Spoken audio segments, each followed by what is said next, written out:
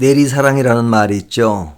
부모가 자식을 사랑하는 것과 자식이 부모를 사랑하는 것에는 농도의 차이가 있다라는 이야기입니다.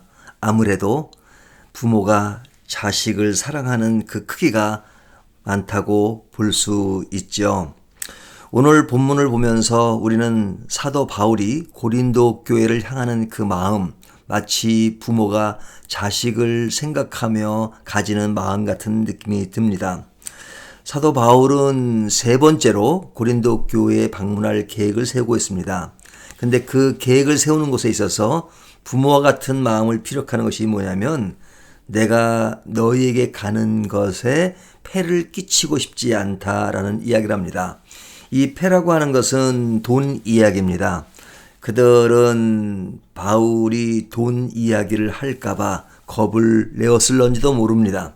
사람들은 재물에 민감합니다. 하지만 사도 바울은 그 재물이라고 하는 것이 복음을 위한 것이지 어떤 그들의 것을 갈취하거나 빼앗거나 하는 의도가 있는 것이 아니었습니다. 하지만 바울을 왜곡하는 사람 중에는 그렇게 몰아가는 사람도 있었던 것이니까요. 그래서 이 사도 바울은 부모가 자식을 위하듯 자신의 모든 것을 내어줄 수 있다라고 말할 정도로 그는 고린도 교회에 대한 애착을 가지고 있었습니다. 하지만 왜곡하는 사람들은 바울이 보낸 자들이 사도 바울이 겉으로는 아닌 것 같지만 이득을 취하기 위해서 디도를 보냈고 또 다른 형제를 보냈다고 해석을 했습니다.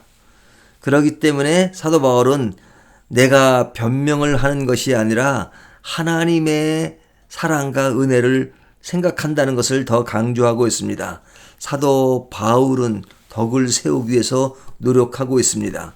하지만 이들은 바울을 교활한 자로 또 속이는 자로 이렇게 왜곡하는 것입니다. 이런 바울의 부모 같은 마음이 있음에도 불구하고 그것을 알아보지 못하고 왜곡하는 그런 상황 속에서 오늘 본문이 주는 교훈이 무엇일까라는 생각을 하게 되는데요. 바울은 이런 고린도 교와 자신 간의 어려운 관계가 있음에도 불구하고 그 문제를 해결하기 위해서 세 번째 방문을 이야기하고 있는 겁니다. 두 번째 방문이 굉장히 어려웠음에도 불구하고 세 번째 방문을 하려고 하는 것을 보면 그는 어려움을 피해가기보다는 그것이 어렵다 할지라도 그것을 적극적으로 해결하려고 하는 그런 부모의 마음을 보여주고 있습니다.